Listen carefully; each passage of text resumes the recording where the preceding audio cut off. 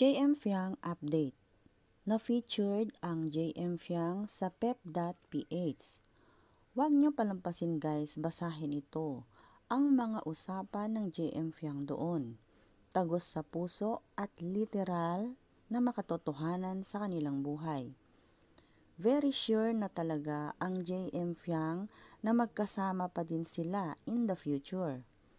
Mula sa puso ang bawat binimitawan nilang salita. Ang kagandahan talaga sa love team ng JM Fiang ay hindi pinilit ng management kundi sila mismo ang pumili sa isa't isa. And take note guys, buong pamilya nila ay parehong boto kina JM and Fiang.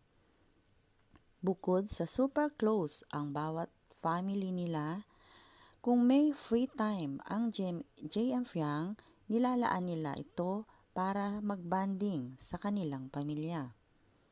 Pati ang both mommy ng JM Fiang ay nakakatuwa din ang komento sa SOCMED. Dahil apo na ang tawag nila sa new baby 4 ng JM Fiang na si Max.